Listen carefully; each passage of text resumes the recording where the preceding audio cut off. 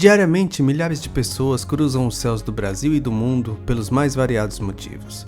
Seja por turismo, negócios ou visitar entes queridos que vivem distantes, a aviação comercial tem sido o principal meio de transporte adotado com o intuito de abreviar o tempo de viagem e encurtar distâncias.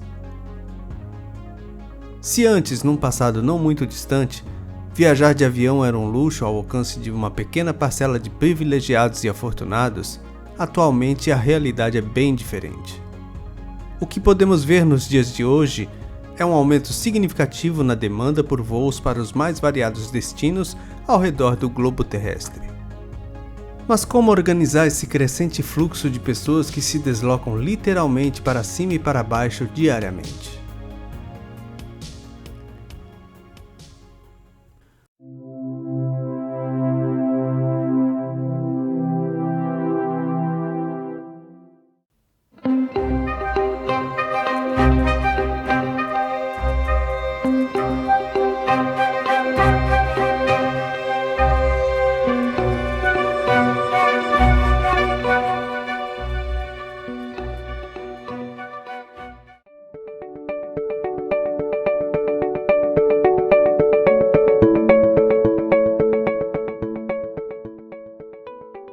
O órgão de controle de tráfego aéreo é o responsável por prover uma operação segura aos milhares de voos que cruzam os céus diariamente.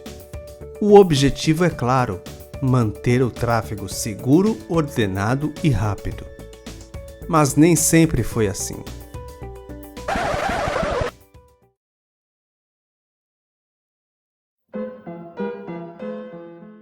Após a invenção do avião, a indústria bélica foi a principal responsável pela fabricação de novas aeronaves. O mundo atravessava uma fase de grandes conflitos, como a Primeira e Segunda Guerra Mundial. Dominar as técnicas de combates aéreos se tornara fator imprescindível para se sair vitorioso em batalhas e disputas territoriais. Com o fim dos conflitos, os interesses se voltaram para as potencialidades práticas e econômicas através da utilização do avião. É neste contexto que surge então o correio aéreo, que talvez tenha sido o grande precursor da aviação comercial mundial, tal qual como a conhecemos nos dias de hoje.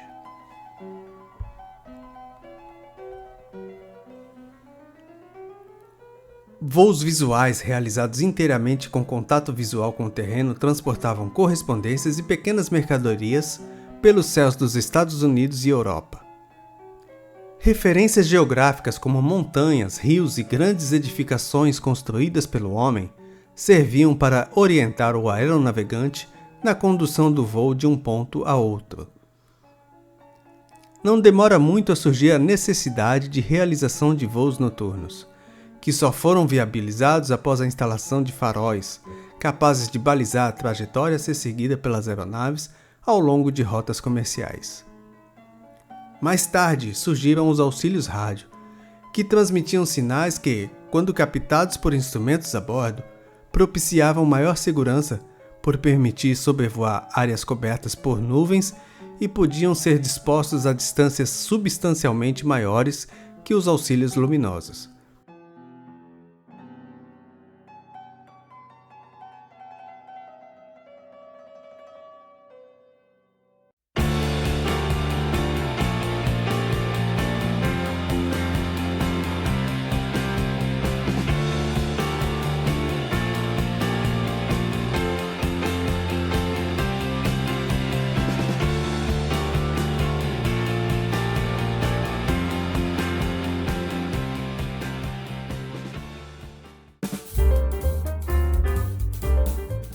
A partir daí, as aeronaves foram se modernizando, podendo transportar, além de cargas e correspondências, passageiros. Nos terminais, o aumento no movimento era constante, e surge então a necessidade de se controlar as chegadas e partidas, de modo a propiciar segurança e fluidez ao tráfego.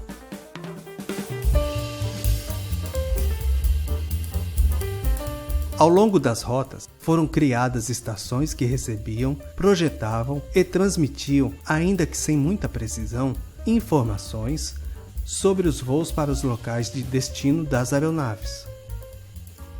A comunicação terra-ar foi gradativamente ganhando espaço, ficando, no início, restrita ao entorno dos aeroportos.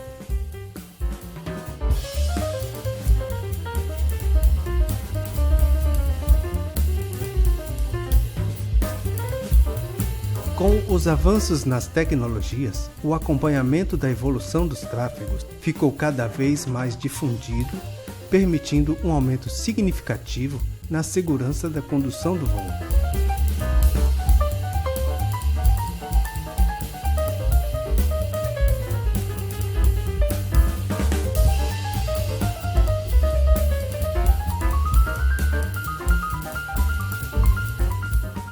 Durante a Segunda Guerra Mundial, novas tecnologias foram desenvolvidas e estas proporcionaram melhoras às comunicações, bem como a utilização do radar na aviação civil.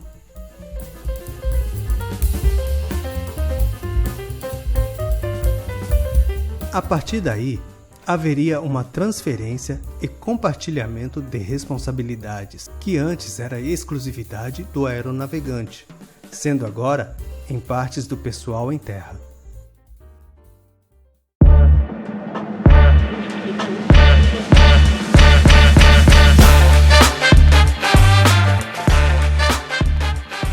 É muito comum as pessoas confundirem o controlador de tráfego aéreo com este camarada. Esse profissional é o fiscal de pátio. Sua função também é de grande importância dentro do aeroporto, pois é ele quem auxilia as aeronaves a estacionarem nas posições corretas, evitando também as ocorrências de colisão de ponta de asa.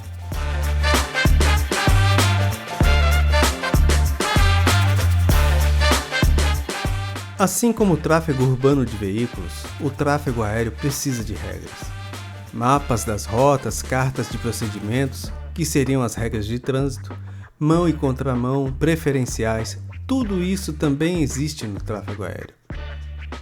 Já imaginou voar pela primeira vez para uma cidade qualquer sem saber o rumo de orientação da pista? Pior, depois do pouso ficar perdido num aeroporto gigante sem saber que caminho seguir para o pátio? Mesmo de posse das cartas de aeródromos, não são raras as ocorrências onde uma aeronave entra na taxiway errada em um grande aeroporto. E isso pode ser um enorme problema.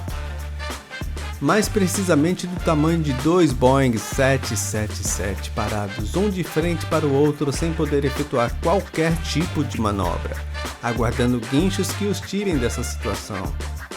Enquanto isso, a fila para a decolagem no solo aumenta, assim como a fila para pousos também aumenta devido às arremetidas de aeronaves que tiveram que abandonar seus procedimentos de pouso.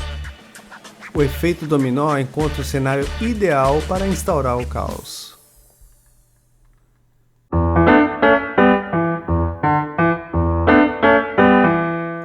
A preparação de um voo comercial envolve diversos aspectos e variáveis e um planejamento técnico é feito muito antes do acionamento dos motores. Para este vídeo vamos nos ater ao que se refere exclusivamente à navegação aérea. No primeiro contato com o órgão de controle, a aeronave faz uma solicitação das condições meteorológicas do aeroporto de partida, bem como uma aprovação do plano de voo para o destino. Nos grandes aeroportos, essas informações são fornecidas de modo automático num canal específico. Após a partida dos motores, o controlador de tráfego aéreo, lotado em uma torre de controle, emitirá instruções de táxi para que a aeronave se desloque do pátio de estacionamento até o ponto de espera da pista em uso, de onde a aeronave irá decolar de fato. Após ingressar na pista, o piloto receberá informações sobre o vento em tempo real, seguida de uma autorização de decolagem. A área de responsabilidade de uma torre de controle é, basicamente, a área de taxiamento, pouso e decolagem e o entorno do espaço aéreo do aeródromo. Após a decolagem, as comunicações são transferidas para o controle de aproximação. Apesar do nome sugerir somente aproximação, esse tipo de controle é prestado para aeronaves que chegam, que partem e que cruzam determinada área.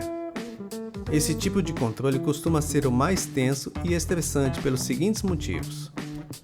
Primeiro, por haver uma grande concentração de tráfegos em subida, em descida ou nivelados efetuando cruzamentos. Segundo, essas áreas terminais possuem dimensões horizontais e verticais relativamente curtas, já que muitas aeronaves possuem performance suficiente para percorrer grandes distâncias em curtos intervalos de tempo. Ao deixar a área de jurisdição de um controle de aproximação, o tráfego será transferido para um centro de controle de área, que, por sua vez, estará responsável por emitir instruções às aeronaves em rota. Coordenações entre órgãos de controle são realizadas a fim de dar ciência sobre tráfegos em voo que entrarão em determinada área de controle. Nesta coordenação são passadas informações sobre horários estimados que um tráfego deverá adentrar determinado espaço aéreo. Tal informação é de grande relevância, principalmente em áreas sem cobertura radar, pois neste caso se torna a única maneira de monitorar a evolução dos voos.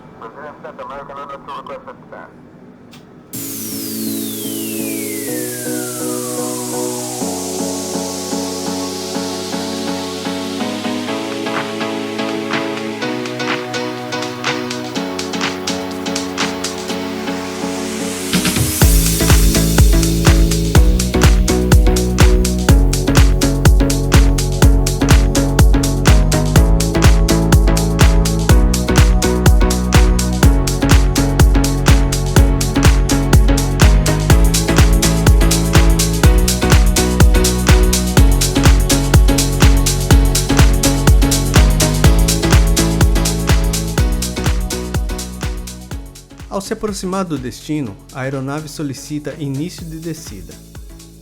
O controlador deverá então instruir manobras à aeronave de modo a sempre manter separação regulamentar com tráfegos conflitantes abaixo, e uma nova coordenação será feita com o controle de aproximação da área de destino. Essa coordenação entre os diferentes tipos de controle de tráfego aéreo é uma constante na rotina dos órgãos de navegação aérea, de modo a sempre possibilitar um rastreamento de todos os tráfegos que evoluem em determinadas regiões. Ao ingressar em áreas terminais, a aeronave será transferida para o controle de aproximação. Este órgão de controle emitirá instruções para prosseguir em descida e o conduzirá até o procedimento de pouso. Quando a aeronave já estiver na final para o pouso, será transferida para a torre de controle, que o controlará até a parada total no gate. Essa é uma forma bem resumida sobre a operacionalidade do controle de tráfego aéreo, onde a principal função é separar as aeronaves entre si, uma vez que a separação das aeronaves em relação a obstáculos e terrenos já está disposta em cartas com altitudes mínimas estabelecidas, no caso de voos por instrumentos, ou feitas em contato visual pelo piloto, sendo de sua inteira responsabilidade quando voando por regra de voo visual.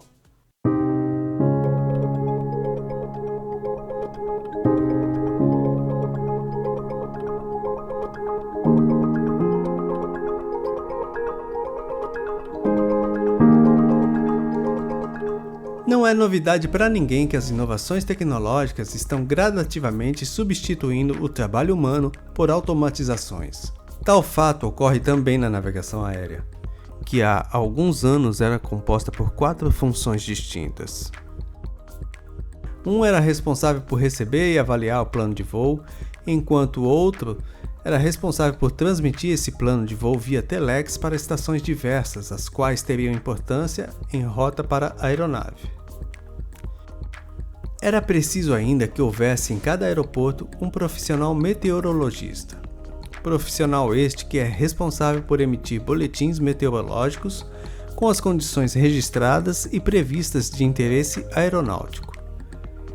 Dentre esses 3 profissionais citados, apenas o meteorologista ainda resiste, apesar de já existirem muitas localidades dotadas de estações meteorológicas automáticas que enviam as informações necessárias de forma autônoma.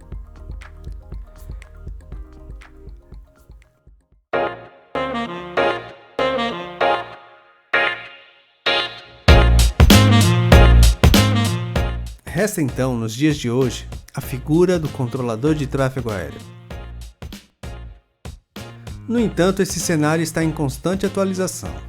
Espera-se que num futuro, não muito distante, as torres de controle sejam operadas remotamente e, num único lugar, poderá ser feito o controle de vários aeroportos.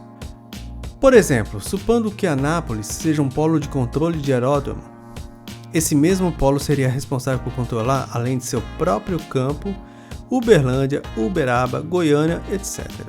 Os controles de aproximação também seriam operados remotamente, e já há um projeto para que as áreas de São Paulo, Rio e Belo Horizonte sejam controladas em Guaratinguetá, no interior de São Paulo. No caso de áreas terminais, ou seja, controle de aproximação, o futuro já chegou.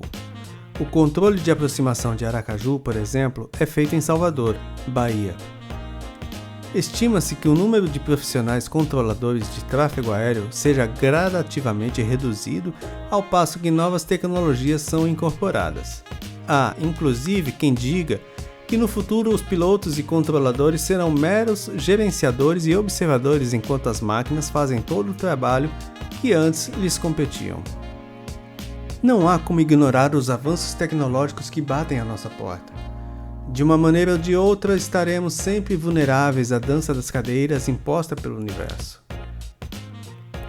No caso da aviação, mais precisamente da navegação aérea, a evolução e inovação do sistema se tornam desafios constantes para os profissionais envolvidos neste setor, que, a depender das contingências, pode até desacelerar, mas nunca para.